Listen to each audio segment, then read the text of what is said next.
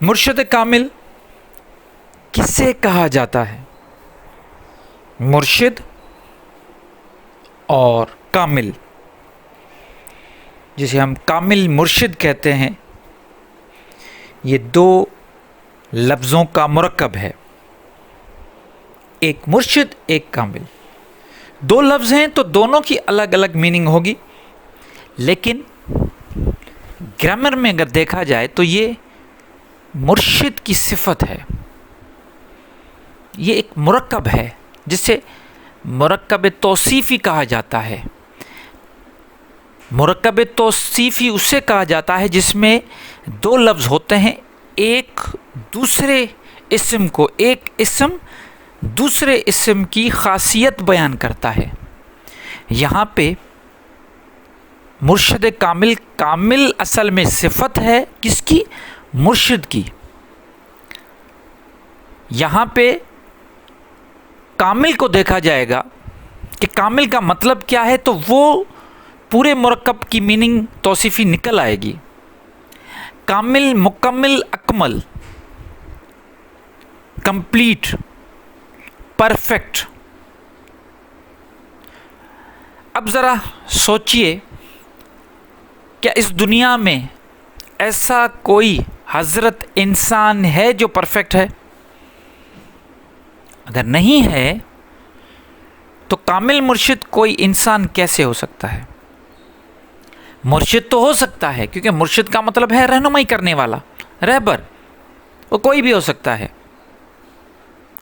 کامل مرشد ہونا بڑی بات ہے۔ سچا مرشد بھی کوئی ہو سکتا ہے، کیونکہ اس میں سچائی کی بات ہے، سچا ہے، سچا تو کوئی بھی ہو سکتا ہے۔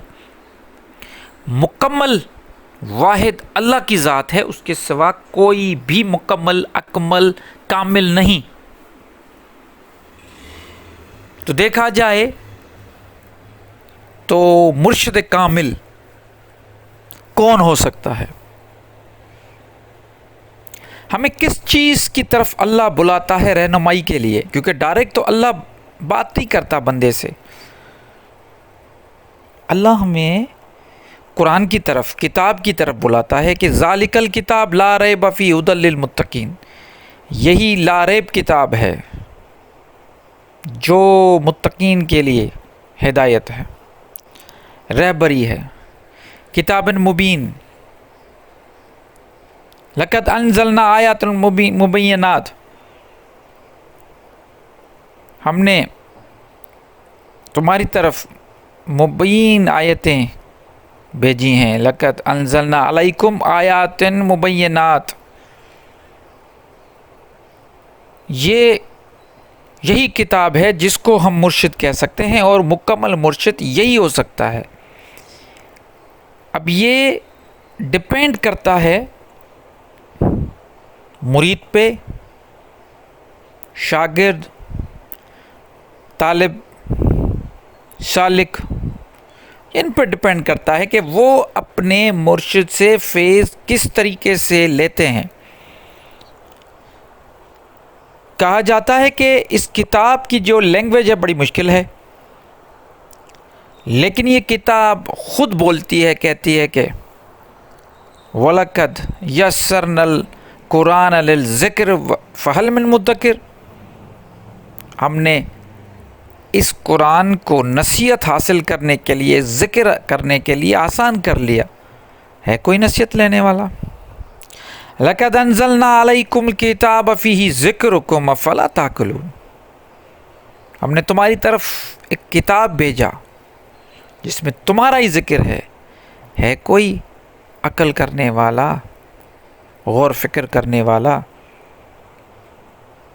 افلا یتدبرون القرآن او علی قلوب اقفالها، کیوں نہیں قرآن پہ تدبر کرتے، غور فکر کرتے، یا تمہاری دلوں پہ تالے پڑ گئے ہیں؟ یہ کتاب کہتا ہے، اور ملا حضرات کہتے ہیں کہ بڑا مشکل ہے۔ اصل میں عام جو ہمارے مسلمان ہیں وہ قرآن تک ان کی رسائی کیوں نہیں؟ کیونکہ ان ملا حضرات نے بہت بڑی دیوار کھڑی کر دی ہے. مسلمانوں اور قرآن کے بیچ میں دیوار ملا نے کھڑی کی ہوئی ہے، اور بڑی مضبوط دیوار ہے، صدیوں سے کھڑی ہے. کوئی اگر ایک بھی مرد مجاہد جب اس دیوار کو چھینی ہتھوڑا لے کے توڑنا شروع کر دیتا ہے تو اسے سولی پہ چڑھایا جاتا ہے، اسے مار دیا جاتا ہے، اسے سخت سزائیں دی جاتی ہیں، چاہے وہ منصور ہو، سرمد ہو، مخدوم بلاول ہو، شاہ عنایت ہو. بہت سارے ایسے نام ہیں جنہوں نے کوشش کی، خود تو پہنچ گئے وہاں، لیکن ان کو اپنے ہی مسلمانوں نے بڑی تکلیفیں دی، بڑا ستایا. ہم سب کو جب مرشد کی بات کرتے ہیں تو اس دور میں مرشد ملنا بڑا مشکل ہے، سچا آدمی ملنا بڑا مشکل ہے. تو کیوں نہ ہم اس لاریب کتاب، اس کتاب اکمل مکمل کتاب کو، کتاب مبین کو اپنا مرشد بنائیں. بڑی آسان لینگویج ہے، آپ سوچ بھی نہیں سکتے، آپ اندازہ بھی نہیں لگا سکتے. قرآن خود کہتا ہے کہ میں نے اس کو عربی میں نازل کیا تھا کہ تم عقل کرو. بڑا آسان ہے. کوئی بھی لینگویج سیکھنے کے لیے اس میں آپ کو بولنا نہیں ہے، آپ کو صرف قرآن کی لینگویج لسان القرآن چاہیے. 1 مہینہ 2 مہینہ 3 مہینہ بہت ہے، سمجھنا شروع کریں گے. کیونکہ الرحمن علم القرآن خلق الانسان علم البیان، وہ رحمان ہے جو علم دیتا ہے قرآن کا، اس کے بعد اس کو بیان کرنے کا بھی اس کا ہی ذمہ ہے. اِنَّا عَلَيْنَا جَمْعَهُ وَقُرْآنَهُ، اللہ کہتا ہے میں اس کو جمع کرنا بھی ہمارا ہے، قرآن پڑھنا بھی ہم پہ ہے.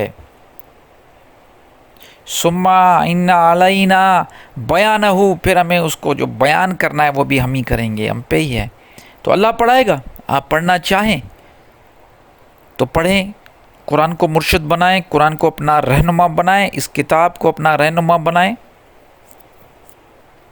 آج دیکھا جائے تو سب سے بہترین کتاب، مفصل کتاب، تفصیلی کتاب، روشن کتاب، مبین کتاب، نور والی کتاب، لا ریب کتاب، ہدایت والی کتاب، رہبر ہمارے مسلمانوں کے پاس گھروں میں پڑی ہوئی ہے. اور اس پوری دنیا میں سب سے بری حالت ہمارے مسلمانوں کی ہے. تو قرآن سے جڑ جائیں، قرآن سے ہی رہنمائی حاصل کریں، قرآن کو ہی اپنا رہبر مان کے چلے.